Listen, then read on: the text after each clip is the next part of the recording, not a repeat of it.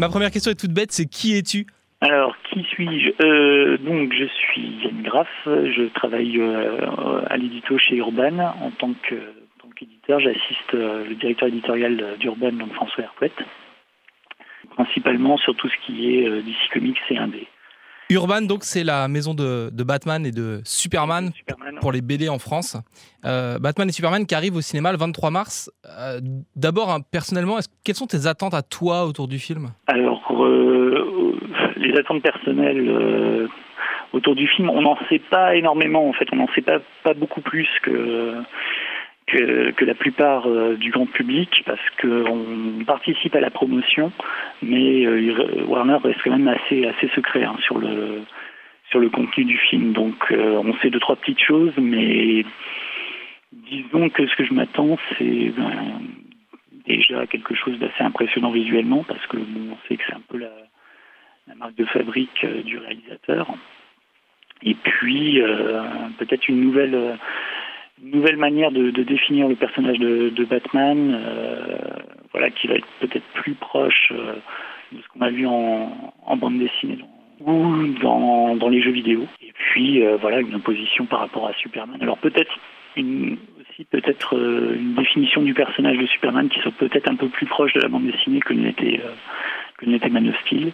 Mais ça, c'est à voir. Justement, on a eu une définition de Superman au cinéma. On va avoir une nouvelle définition de Batman qui sera loin de la dernière qu'on a connue, celle de Christopher Nolan. Qu'est-ce qui différencie les deux personnages, Batman et Superman ? Ils ont un peu été...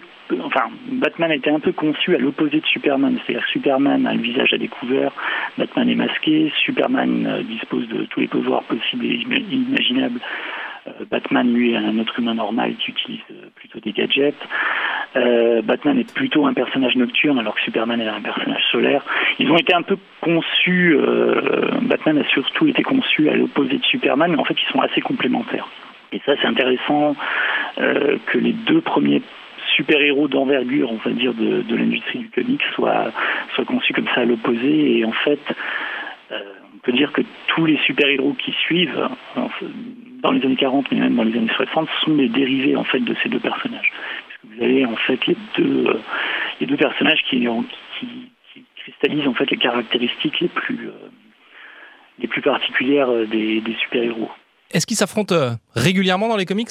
Au départ, ils ont été plutôt associés ensemble dans un esprit, on va dire, de camaraderie qui était assez familière dans les comics des années 50 et 60, parce qu'en fait ils ont été associés à partir des années 50.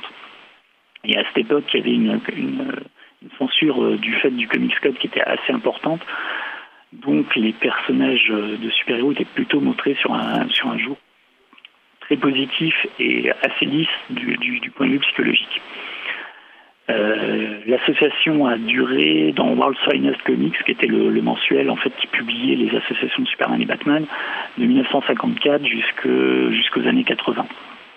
Et en 86, quand Dark Knight Returns de Frank Miller sort, c'est la première fois qu'on voit Batman et Superman s'affronter, on va dire, non seulement physiquement, mais d'un point de vue philosophique, avec un Superman qui est très axé en fait sur le côté réganien en fait du personnage qui est aux ordres du gouvernement, et à l'opposé un Batman qui est un peu vu comme un justicier, comme un maverick qui n'en fait qu'à sa tête et qui est totalement hors la loi.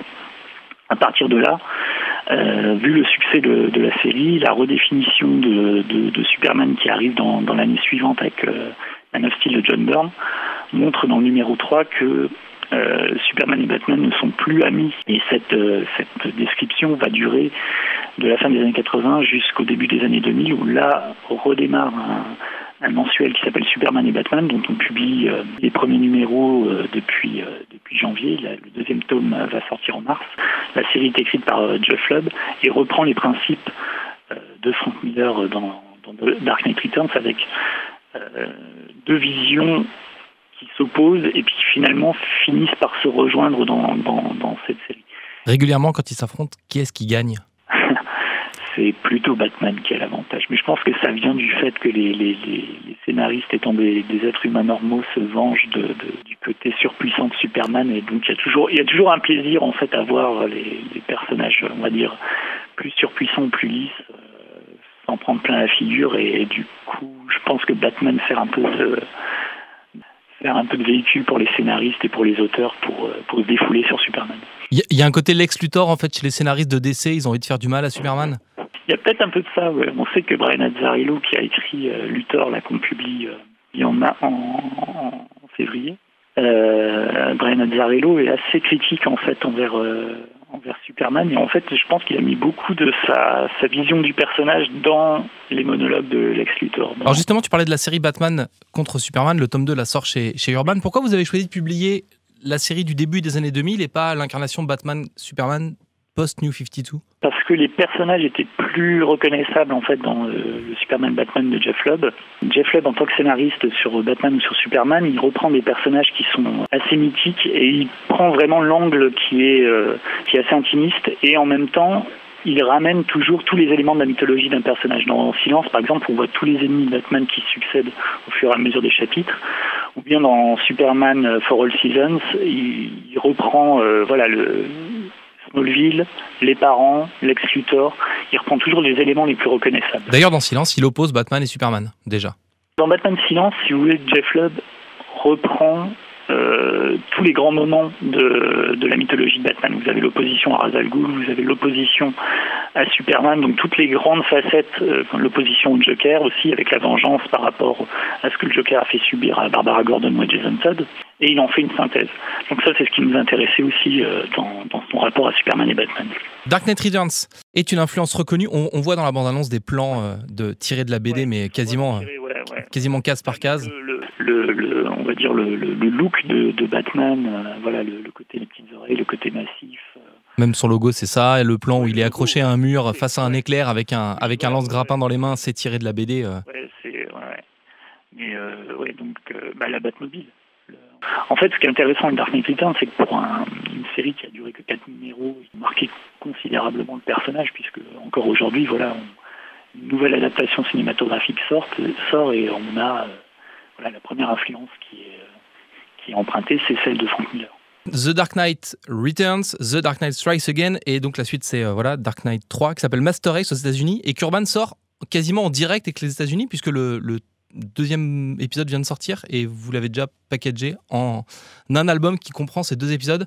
Le synopsis et l'histoire, c'est les Kryptoniens qui étaient miniaturisés dans la ville de Kandor se libèrent alors que Batman a disparu, c'est ça ? Voilà, c'est le principe, c'est que Batman a disparu depuis quelques temps, et donc on ne dira pas qui reprend le flambeau, mais pour ceux qui ont déjà lu Dark Knight Returns et Dark Knight Strikes Again, ils ont peut-être une petite idée de l'identité secrète.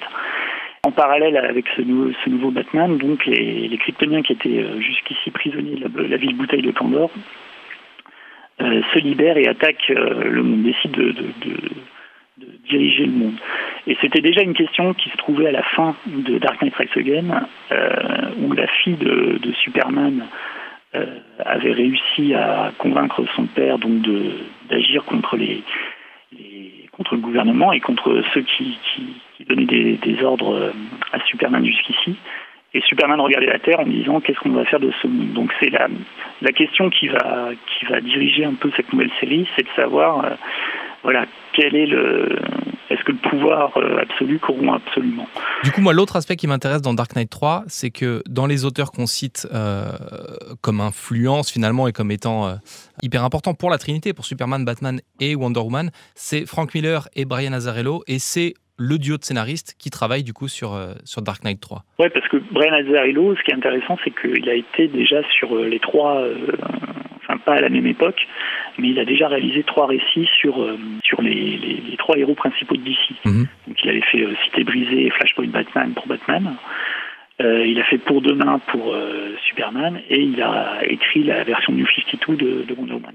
Sa vision des grands héros d'ici se rapproche assez de celle de Frank Miller. Donc l'association, elle fait à la fois sens, et puis elle est elle est à la fois inédite et elle est à la fois logique, on va dire. Oui, puis c'est des scénaristes qui ont la main lourde, ça. C'est des séries qui peuvent faire des étincelles finalement. Voilà, ils sont assez, c'est deux scénaristes qui sont assez rentre dedans et qui ont aussi un historique dans le polar, dans le comics de crime. Donc c'est quelqu'un qui a une vision de la société.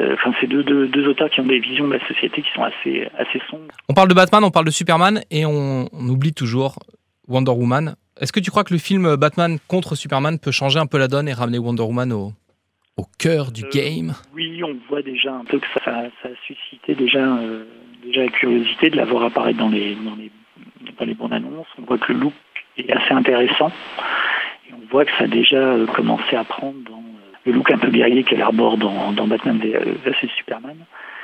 Et on voit qu'il y a de nouveau un regain d'intérêt pour le personnage. Tu parles de son statut de guerrière, elle l'a carrément en ce moment en VF chez Urban, elle vient de devenir déesse de la guerre, quoi. Ouais, exactement. Elle a repris. Ça a été un des ajouts du scénariste. On revient sur Brian Azzarello, qui avait repris le personnage lors des New 52 et qui était associé au dessinateur Cliff Chiang. Et sur 6 tomes, ils ont un peu redéfini le concept de Wonder Woman, et notamment son rapport avec le dieu de la guerre Arès, qui jusqu'ici était plutôt l'opposant privilégié de Wonder Woman depuis sa création. Et désormais, c'est le mentor, en fait, on s'aperçoit que c'est le mentor des jeunes années de Wonder Woman, et que lors de la mort d'Arès dans la série Wonder Woman qu'on a fait paraître dans la collection Renaissance, Wonder Woman, donc Diana, reprend le rôle de déesse de la guerre.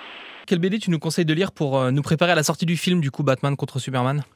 Alors, on est en train de rééditer justement Batman Dark Knight Returns de Frank Miller, qui est visiblement une grosse influence. C'est également une réédition de la suite que Frank Miller avait conçue en 2002, qui est Batman The Dark Knight Strikes Again, et on offre le tout dans un coffret. Et en parallèle, la nouvelle série Dark Knight 3, qui vient de débuter aux États-Unis, on offre les deux premiers épisodes dans le premier tome donc de Dark Knight numéro 3, qui est écrit par Frank Miller, mais également Brian Azzarello, et qui est dessiné par Andy Kubert. Donc ça, c'est les grosses sorties qu'on a lancées pour accompagner la sortie du film. Mais il y a également donc Superman et Batman, les deux tomes de Jeff Lubb. Et on peut revenir aussi aux classiques qui sont Batman Silence, qui est dans la collection essentielle. On peut, et si on s'intéresse aux trois personnages qui sont les vedettes de Batman vs Superman, on peut reprendre l'historique des personnages dans les anthologies, dans Batman Anthologie, Superman Anthologie et Wonder Woman Anthologie qui va sortir en avril. Là, tu vends ta cam puisque tu es le rédacteur des anthologies d'Urban Comics. Ouais, voilà. On fait un peu de promotion. Eh ben Yann, merci. Du coup, on se retrouve en salle le 23 mars. Ouais. Pour la sortie de Batman. Pour la sortie de Batman versus Superman. Et puis, tout au long du mois de mars, pour les sorties d'Urban, de Superman Batman tome 2, du Lex Luthor, et bientôt de la Wonder Woman Anthologie.